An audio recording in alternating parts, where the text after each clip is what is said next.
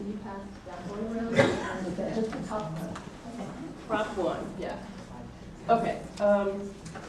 The defeat of Proposition 15 has been attributed in part to an avalanche of deceptive mailers, extremely deceptive, paid mailers, and there's an example of the front of one of them.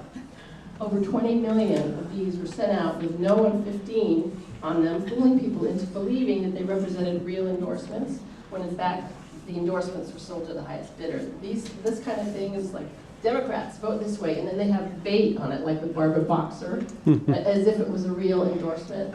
And then, in fact, the Democratic Party did endorse Proposition 15, but if you looked at I'm sorry, it only has one side of it, but the Prop 15 was on the back or something. And if you'll also look at how they said who paid for it, it's like on a white eagle's chest with pale gray. It's really hard to read. But the main thing is that it implied that Democrats were behind no on 15. Okay, so California Clean Money Campaign decided that if we're ever to experience success at the ballot box, this sort of thing needs to be cleaned up. So the Roberts Supreme Court has been very busy making corporate-friendly decisions. The devastating Citizens United, as you probably know, decision in 2010 unleashed unlimited, often anonymous spending on campaigns by whoever has the money. Over $235 million was spent in 2010 alone on California ballot measures, almost all of it anonymous. The entities would be hiding behind nice-sounding committee names, not as bad as Committee for Happy Puppies, but it would be like Stop Hidden Taxes or the California Jobs Initiative. Over $40 million was spent on independent expenditures for and against candidates in 2010. They were paid for by meaningless entities like Jobs PAC, a bipartisan coalition of California employers, or Alliance for a Better California. Policy-changing propositions that affect people's lives are passed or defeated by special interest spending millions on deceptive ads. We just had Prop 29 fail. It was outspent 8-1. I mean, Philip Morris, they said who they were at the beginning of the ad, but by the time they finished with their deceptive reasons why Prop 29 was a bad idea, you forgot who even was behind the ad. Anyway, so all of this money made this Prop 29 fail, so therefore more teenagers will start smoking just because of big money. Anyway, so that's maybe really mad. Nationally independent expenditures have begun for the presidential election. Karl Rove's American Crossroads and Crossroads GPS vowed to spend $300 million this year to promote conservative candidates and defeat Obama without listing contributors in the ads. So here are some examples of reach. All right, here's prop number 2. Will you take that one? We have ours. Second one? Okay, you got it? Okay, fine. Prop number 2. All right. These are examples of major initiatives won or lost due to anonymous spending. And as you can see, the ones who spent the most hiding behind fake committee names usually won their cause.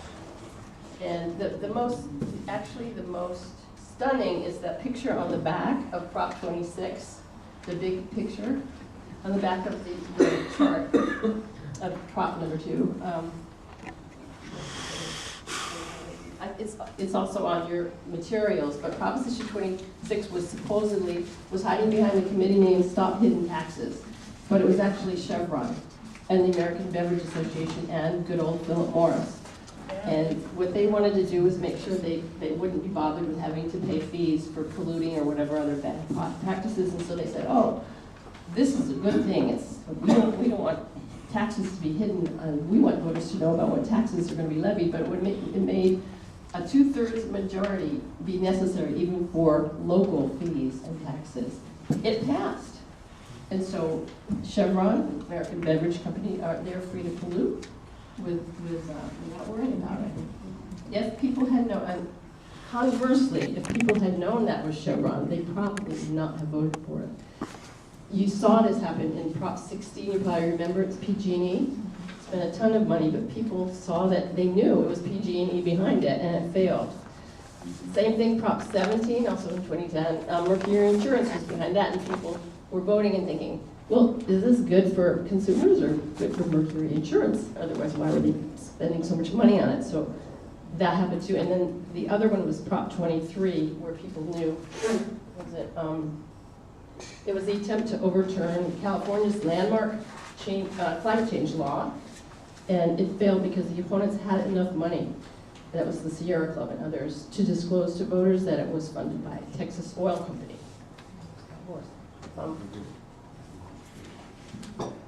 Unfortunately, the largest funders aren't usually as clear as they were in Propositions 16, 17, and 23.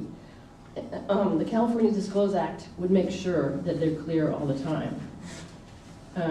And here's some details about the current version of AB 1648, the California Disclose Act.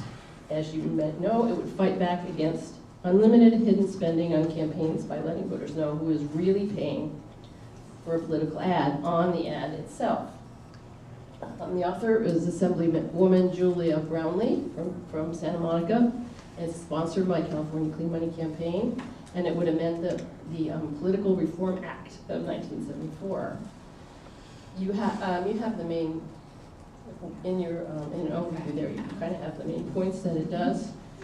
It requires the 3 largest funders of every political ad to clearly and unambiguously show who they are. They have to show their name and the logo, if applicable, on the ad itself, so voters know who's really paying for it. This applies to every television, radio, print, mass mailer, and website ad, for or against state and local ballot measures, and to independent expenditures for and against candidates. It applies no matter who pays for these ads, corporations, unions, millionaires, whoever. It tells voters also on the ad where they can find more details, a website where they can look. And that website would have the top 10 funders on it that spent $10,000 or more for the ad. And here's a trick people always ask about this. It will also pierce through hidden funders by requiring political ads to report their 3 largest actual contributors, no matter how many committees or groups the contributions pass through. Now here's a kind of wonky chart.